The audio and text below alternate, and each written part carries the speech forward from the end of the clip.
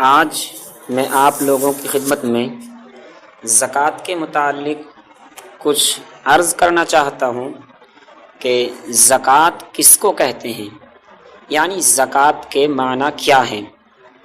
تو زکوٰۃ کے دو معنی ہیں، ایک لغوی معنی اور ایک شرعی معنی۔ یعنی لغوی معنی زکوٰۃ کے پاک کرنے اور بڑھانے کے ہیں، اور شرعی معنی ہے کہ مال مخصوص کا مخصوص شرائط کے ساتھ کسی مستحق کو مالک بنا دینا۔ یعنی زکوٰۃ کے لیے جو شرائط ہیں ان شرائط کا لحاظ کرتے ہوئے مخصوص مال کا، یعنی جو مال زکوٰۃ میں دیا جائے گا اس مال کا کسی مستحق کو، یعنی ایسے شخص کو کہ جس کو زکوٰۃ کا پیسہ استعمال کرنے کی ضرورت ہے، تو اس کو مالک بنا دینا، یہ شرعی تعریف ہے۔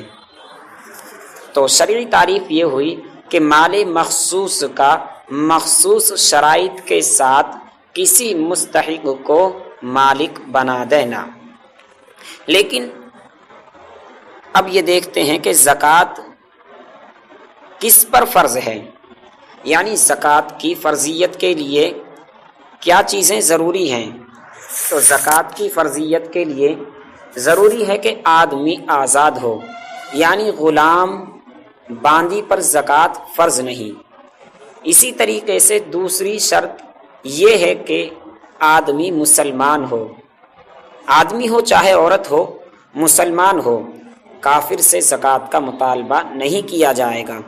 اسی طریقے پر تیسری شرط یہ ہے کہ سمجھدار ہو، یعنی پاگل پر زکوٰۃ فرض نہیں ہے۔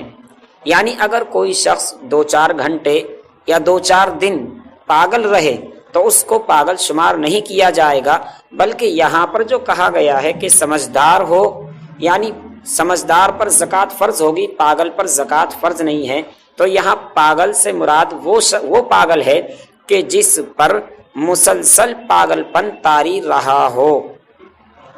اسی طریقے پر چوتھی شرط یہ ہے کہ وہ شخص بالغ ہو، یعنی بچے سے زکوٰۃ کا مطالبہ نہیں کیا جائے گا۔ پانچویں شرط یہ ہے کہ اسے اس بات کا علم ہو کہ شریعت میں زکوٰۃ فرض ہے، چاہے تو یہ علم اس کو حکمن ہو، جیسے کہ اسلامی ماحول میں رہتا ہو اور سب لوگ زکوٰۃ ادا کرتے ہوں، تو سب لوگوں کے ادا کرنے کی وجہ سے اس کو یہ بات معلوم ہو جائے کہ بھئی زکوٰۃ کا ادا کرنا شریعت کا ایک حکم ہے، یا اس کو یہ بات کسی شخص نے بتلا دی ہو کہ بھئی زکوٰۃ کا ادا کرنا شریعت کا ایک حکم ہے۔ تو معلوم ہوا کہ زکوٰۃ کی فرضیت کے لیے 5 چیزیں شرط ہیں۔ ایک یہ کہ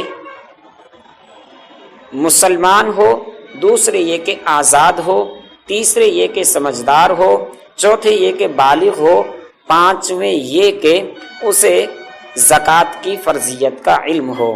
لہذا جب یہ 5 شرطیں پائی جائیں گی تو اس شخص پر زکوٰۃ فرض ہو۔